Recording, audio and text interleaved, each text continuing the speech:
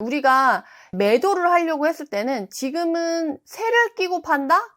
이거는 진짜 요새는 상상하기 쉽지 않죠.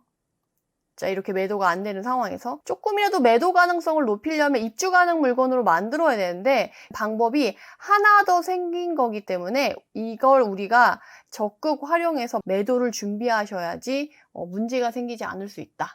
그래서 요거를 꼭 말씀드리고 싶었어요. 재민일보에서 나온 건데요. 알고 지냅시다. 진짜 알고 지내야 될 것 같아요. 제가 이걸 딱 보면서 느낀 게 역시 아는 것이 힘이다. 모르면 못 쓰고 아는 사람만 쓸 수 있고 이거를 활용하는 사람만이 본인의 수익을 지킬 수 있다라는 생각이 들었어요. 임차인의 계약갱신 청구권을 이제 거절할 수 있게 된 경우예요. 이 경우가 한 개 더 늘어났어요. 이게 2022년 12월에 대법원 2022년 12월 1일에 선고한 2010-266-631 판결을 참조해서 나온 거죠.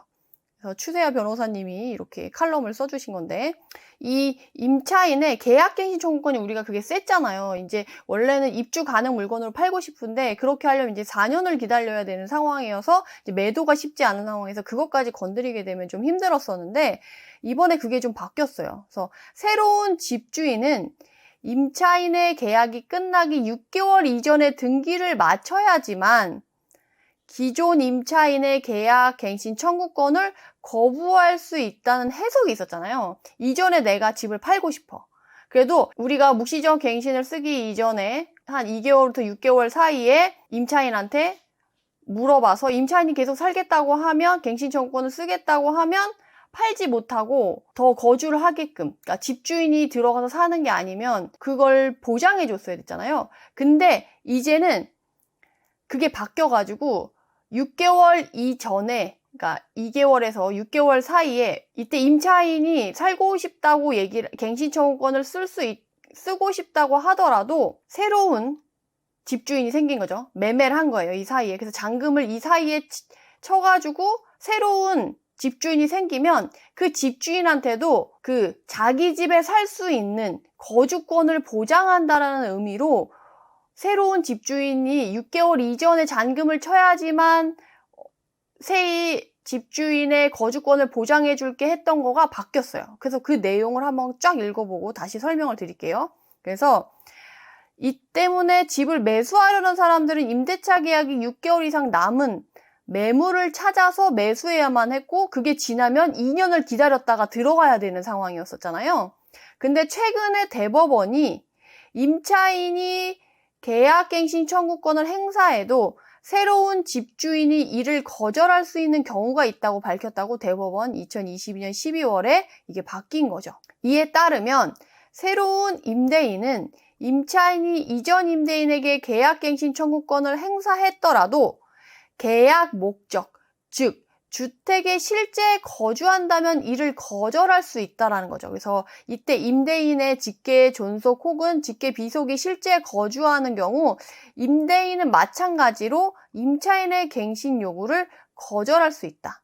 그래서 이는 대법원이 주택을 양수한 새로운 임대인에게 그러니까 매매를 통해서 집주인이 바뀐 거죠. 주택을 팔아가지고 새로운 임대인이 생긴 거죠. 그래서 주택을 양도한 이전 임대인과 같은 권리를 행사할 수 있도록 인정해 준 것으로 해석된다. 다만 임대인에게 실제 거주 목적이 있더라도 모든 경우 임차인의 갱신 요구를 거절할 수 있는 것은 아니다. 그래서 대법원의 취지를 고려할 때 새로운 임대인, 즉 새로 매매 계약을 체결해서 새로 집주인이 된 사람을 얘기하는 거죠. 그런 다음에 혹 이전 임대인이 임대차 계약이 종료하기 전 6개월 내지 2개월 사이에 임차인에게 갱신 거절에 통지를 한 경우에만 임차인의 갱신 청구를 거절할 수 있다는 거죠. 그래서 이 기간 있잖아요. 묵시적 갱신이 되지 않게 하기 위한 기간이랑 똑같아요. 6개월, 만기가 되기 최대 6개월에서 2개월 사이. 그러니까 만기가 지금 만약에 10월이다. 올해 10월이다. 그러면 2개월 전이면 8월이잖아요. 그리고 6개월 전이면은 4월이잖아요. 그죠?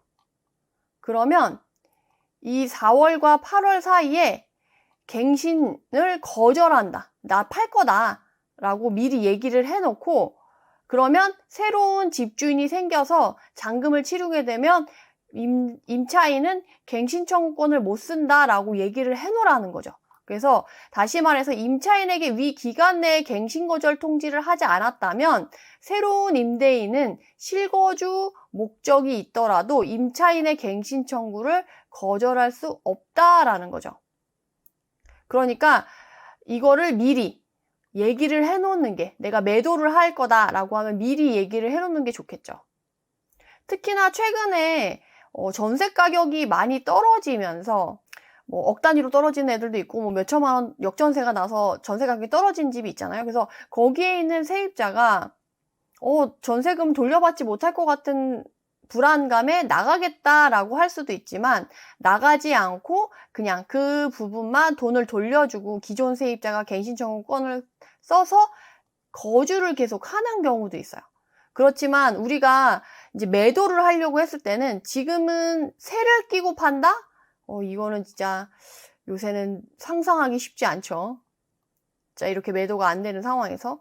그렇다고 한다면 조금이라도 매도 가능성을 높이려면 입주 가능 물건으로 만들어야 되는데 그 입주 가능 물건으로 만들 수 있는 방법이 하나 더 생긴 거기 때문에 이걸 우리가 적극 활용해서 만약에 매도를 해야 된다라고 하면 이 기간 동안에 꼭 갱신 거절을 얘기해가지고 매도를 준비하셔야지 문제가 생기지 않을 수 있다.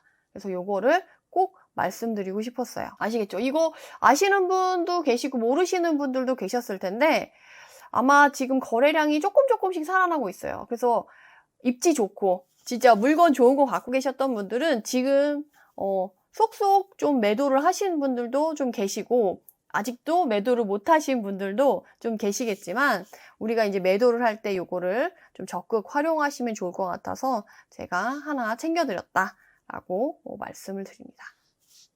그럼 영상을 이만 마치도록 하고요. 해당 영상이 도움이 되셨다면 구독, 좋아요로 응원 부탁드립니다. 감사합니다.